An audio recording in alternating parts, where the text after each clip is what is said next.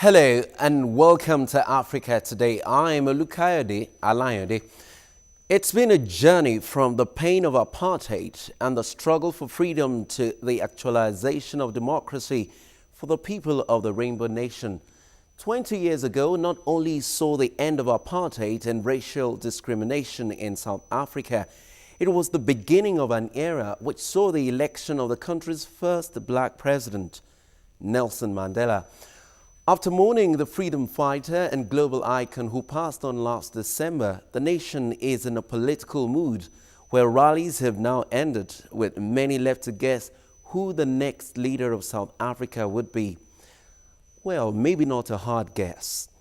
At the southern tip of Africa is a country on the verge of electing a president for the 5th time in its democratic history. So what are your expectations as South Africans head to the polls? You can talk to us on Twitter at TVC Africa Today or send us an email to africatoday@tvcnews.tv. We will take a short break in this report, and Africa Today will be back in just a moment. Stay with us. South Africa is a melting pot of different cultures, religions and people. It's the Archbishop Emeritus Desmond Tutu who coined the well-known phrase, the Rainbow Nation. Owing to South Africa's cultural diversity, the country has 11 official languages. Thus, the 5th democratic election comes during the same year the country celebrates 20 years of democracy. But just how far has the country come? I still maintain that South Africa is a solid democracy and a beacon of hope on this continent, that you don't have to be a post-colonial country that after 20 years of independence have to be on the brink of collapse, on the brink of Zimbabwe. Over the years, South Africa was seen as a beacon of hope to the rest of Africa, ranked by the World Bank as an upper middle income country. But despite this, many South Africans believe that democracy has not brought them any future. I think the biggest challenges have been governance challenges, in the sense that we have many corrupt leaders. The quality of the South African bureaucracy is not great. In other words, the public civil servants that we have are not of a high standard, which is why in local governments, in municipalities across South Africa, you find very often that water provision is not good. You will find potholes in South African streets. You will find that litter and garbage isn't always removed as speedily as it should be. At provincial level, you will find roads aren't always tarred as quickly as it should be. Hospitals are not necessarily in a great state. South Africans head to the polls again on the 7th of May, and according to Makaiser, there won't be any surprises. Many South Africans who are unsatisfied with some of the leadership challenges of the ANC, with President Zuma in particular, are South Africans who come from many different backgrounds. I don't think it's just the middle class. A very different question to ask is, will those people who are unsatisfied with the ANC and who have been voting ANC stop voting ANC? And the answer is we don't know, and also many of them will distinguish, rightly or wrongly, between I don't like President Jacob Zuma, but I still like the ANC. So the ANC is not in trouble as a brand, even if brand Jacob Zuma is in trouble. More than 25 million South Africans have registered to vote, with more than 2 million of that being first-time voters. Jody Jacobs, TVC News, Johannesburg. In South Africa, the African National Congress led the movement against white minority rule and has dominated politics since the end of apartheid in 1994. But it is believed that corruption and other social problems have negatively depleted the portion of its popularity. About 25 million registered voters, roughly half the population, are expected to go to the polls, either press for change in government or continuity in leadership. Today we will be joining us Eusebius Makiza. He's a political broadcast lecturer and author in Johannesburg, South Africa. He's our guest live on Africa Today. Thank you for joining us. Well, moving on. It's a pleasure. Yeah, the South African election fever is on. What are the expectations, especially for the people of South Africa?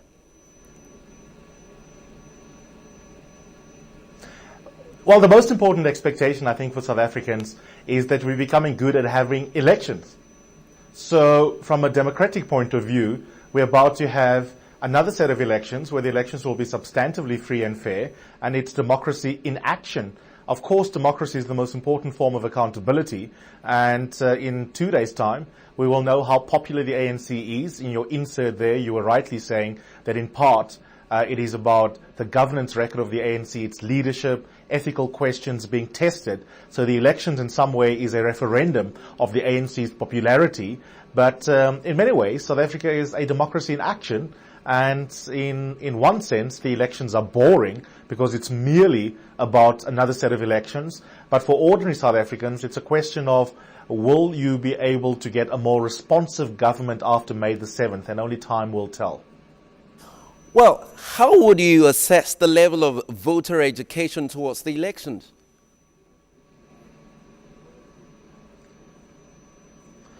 South Africans are very good at voting. In the last election, we had way over 70% of registered voters turning out.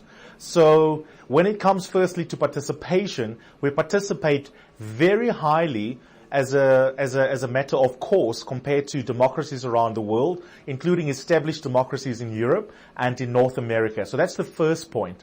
And then on the actual substantive issues, many South Africans are closely engaged on the key questions around education, health, corruption, ethics, leadership. So even though voter education isn't very high from a formal point of view, so a lot of the mechanics of the voting process, the average person may have questions, what to do on the day, what counts as a spoiled ballot, that kind of technical detail, I think many ordinary South Africans won't know the answers to, and we can do more there. But in terms of being politically engaged, South Africans love voting. We vote more highly in local and national elections than many countries around the world, and we understand the big picture and the big issues. Now, going to the elections, the chairperson of the IEC was accused of improper leasing of the headquarters of the commission and was therefore called to step down, although the court has given her a reprieve. Do you think that that will affect the credibility of the elections, especially from the opposition? That is a very important question, and the answer for me is no, it will not. The credibility of the elections depend on many factors, including oversight at each one of the voting stations on Wednesday. And there are party agents which individual parties assign to go and make sure that they're part of the counting process. They sign off when they're happy at the verification at each of the voting stations. And so it would be sour grapes in 3 months' time if the opposition parties suddenly turned around and said, now that a court has actually confirmed that the CEO, Penzin Dlakula, is actually guilty of misconduct, we want to contest retrospectively the outcome of the elections. The reason that won't hold any sway politically or legally is that if you look at how the elections work mechanically, the parties are involved in the counting process, the verification process, so there's enough in the details of how the IEC works that ensures accountability. The IEC's effectiveness in running elections is not just a matter of whether the head is present or not. It seems South Africans still have a much emotional attachment to the ANC. Do you see that emotions play out at the polls on Wednesday?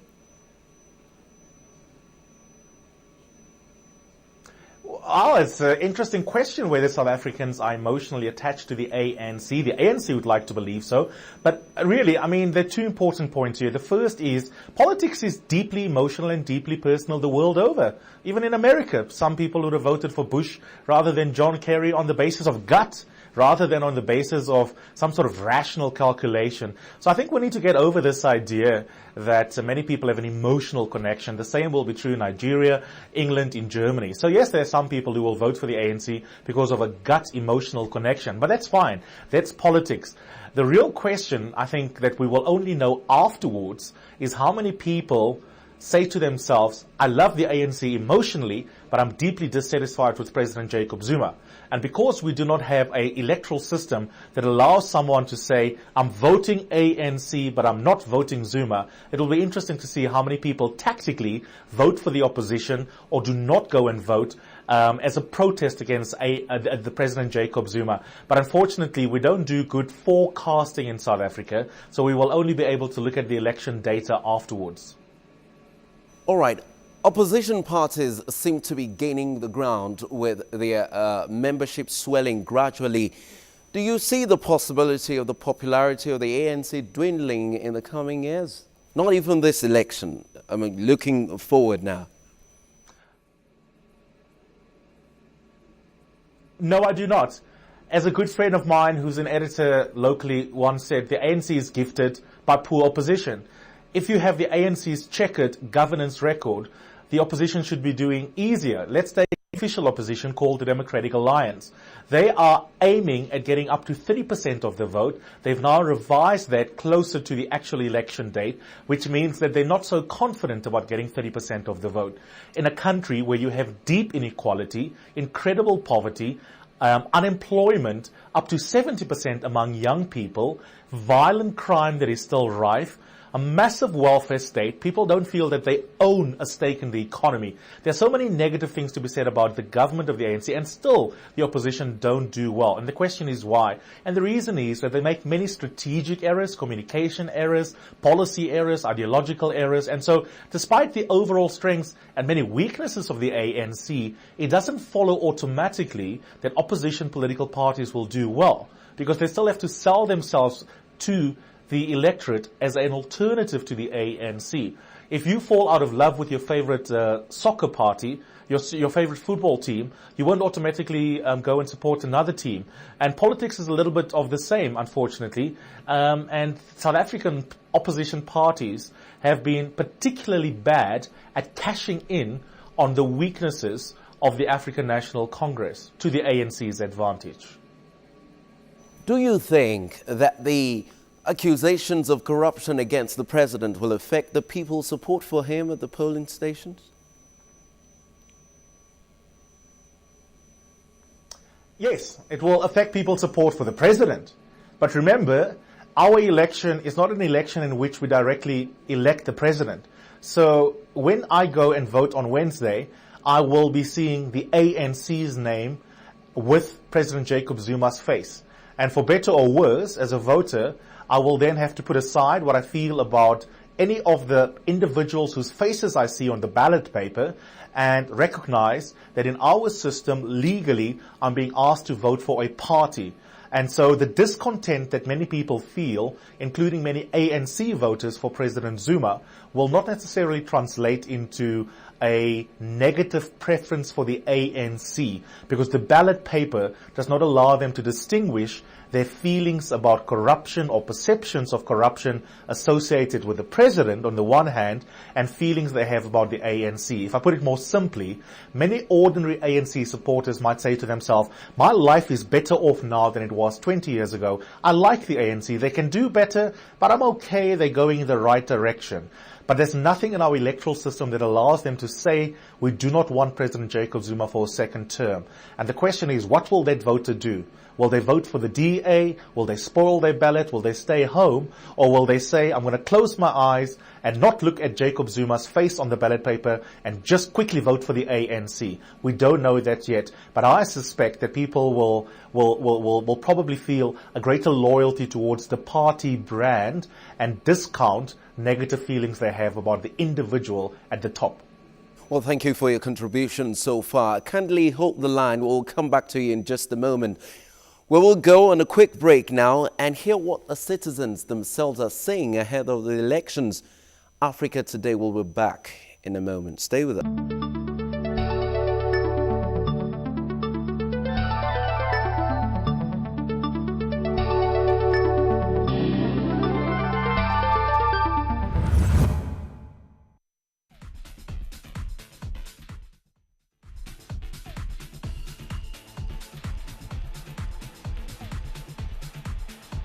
TVC News gets to you in real time and from across the continent. We live in a busy world. Different issues and challenges surrounding our lives. Politics to economics, health to business, you name it. Coming to a world, and we will take you all over the globe. Giving you accurate information on news as they break. Through a passionate professional team working from different parts of the continent. 24/7, we take you around the world, keeping you up to speed. With TVC News, the story is just a camera lens away. TVC News through African eyes.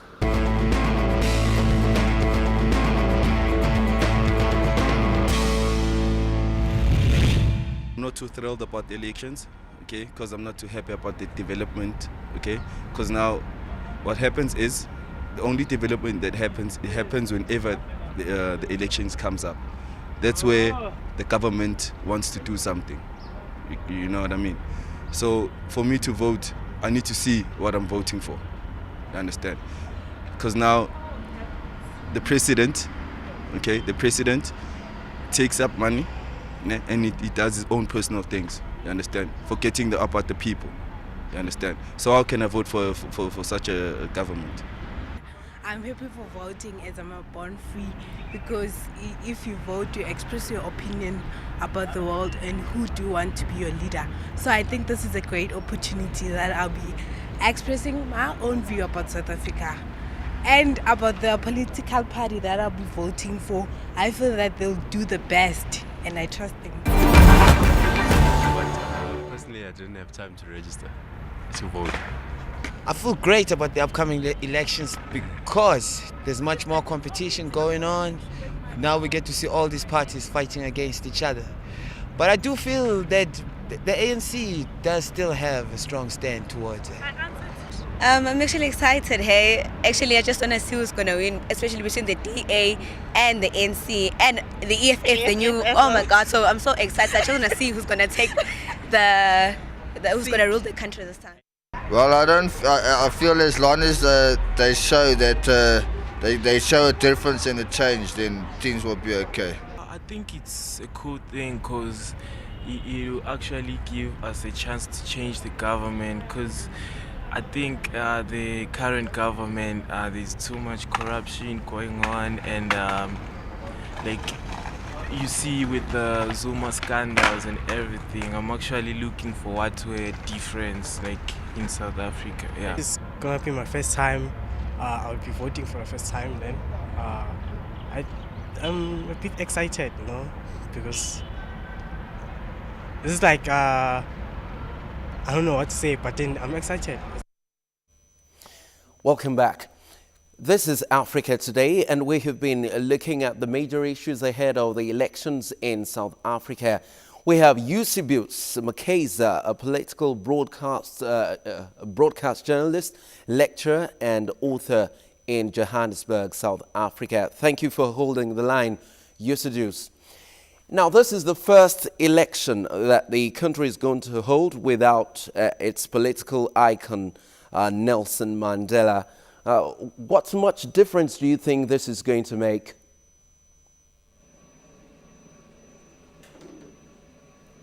No difference at all.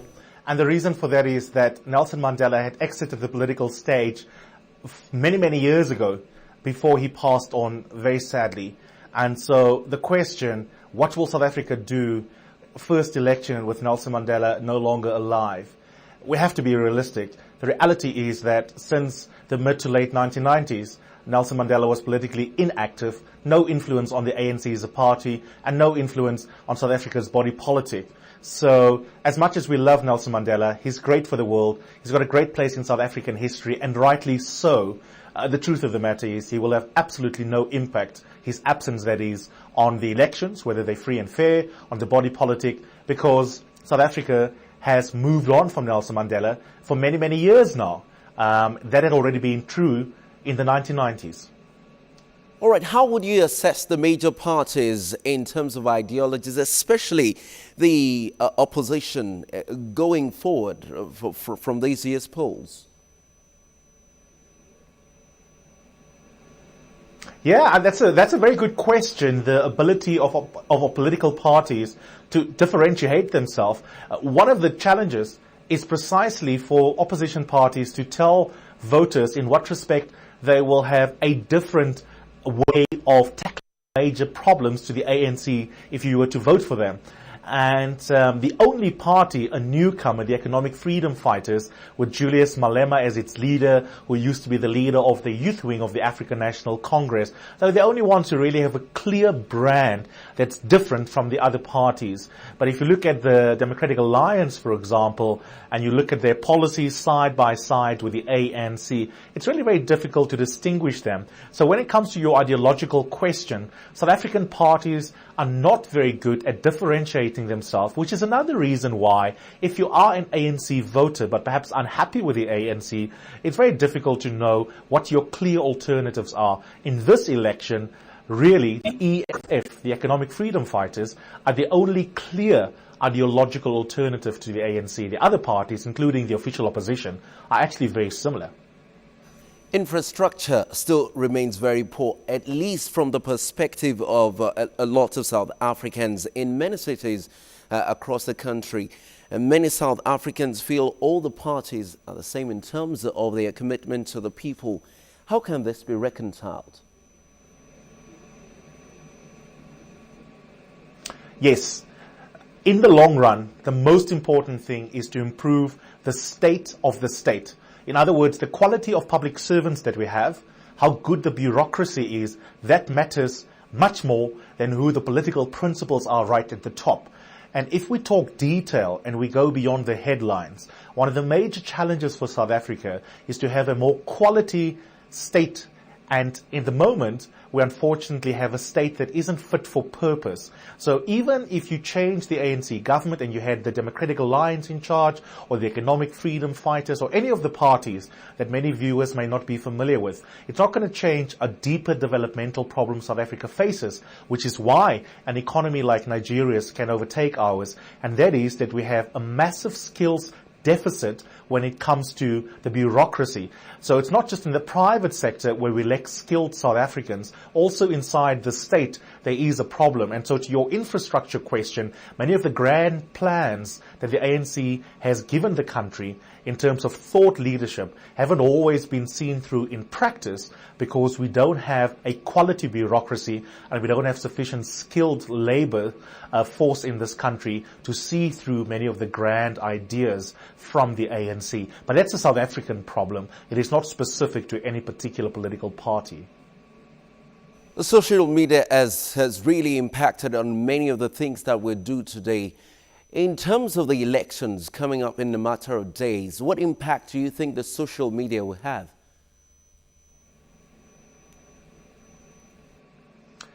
That's a good question insofar as many South Africans own cell phones. And the penetration levels of cell phones or mobile phones are deep in South Africa. And so you can reach voters by sending an SMS message to their phones. The Democratic Alliance, the official opposition, have been the best at using social media platforms as a way of canvassing, reaching voters, trying to engage them. However, in terms of the law of large numbers in economics, I'm afraid that favors the African National Congress. The vast majority of people are still engaged through radio stations in the local African languages.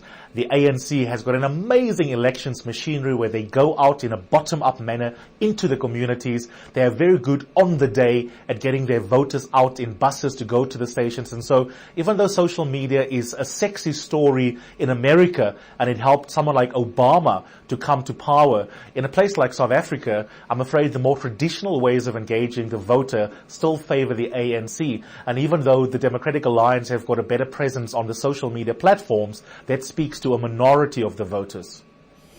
Well, South Africans in diaspora voted last week, wherever they are. What are the lessons for other countries across Africa?